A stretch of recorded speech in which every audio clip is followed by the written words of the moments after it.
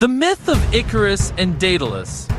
Among all those mortals who grew so wise that they learned the secrets of the gods, none was more cunning than Daedalus. He once built, for King Minos of Crete, a wonderful labyrinth of winding ways so cunningly tangled up and twisted around that, once inside, you could never find your way out again without a magic clue.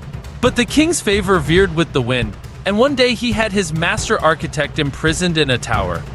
Daedalus managed to escape from his cell, but it seemed impossible to leave the island since every ship that came or went was well guarded by order of the king. At length, watching the seagulls in the air, the only creatures that were sure of liberty, he thought of a plan for himself and his young son Icarus, who was captive with him. Little by little, he gathered a store of feathers great and small.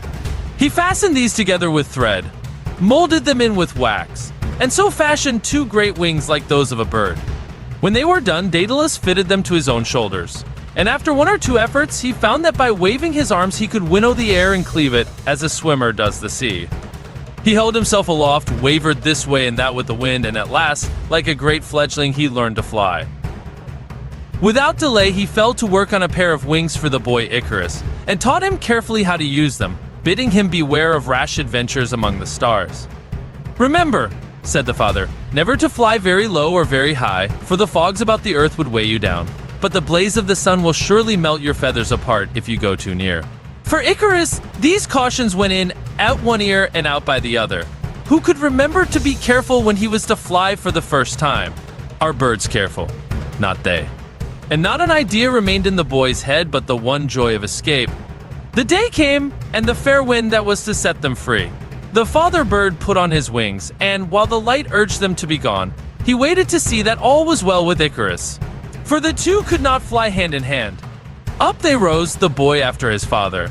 The hateful ground of Crete sank beneath them, and the country folk who caught a glimpse of them when they were high above the treetops took it for a vision of the gods Apollo. Perhaps with Cupid after him? At first there was a terror in the joy. The wide vacancy of the air dazed them. A glance downward made their brains reel. But when a great wind filled their wings, and Icarus felt himself sustained, like a halcyon bird in the hollow of a wave, like a child uplifted by his mother, he forgot everything in the world but joy. He forgot Crete and the other islands that he had passed over. He saw but vaguely that winged thing in the distance before him. That was his father Daedalus. He longed for one draught of flight to quench the thirst of his captivity. He stretched out his arms to the sky and made towards the highest heavens. Alas for him, warmer and warmer grew the air. Those arms, that had seemed to uphold him, relaxed. His wings wavered, drooped. He fluttered his young hands vainly. He was falling, and in that terror he remembered. The heat of the sun had melted the wax from his wings. The feathers were falling, one by one, like snowflakes, and there was none to help.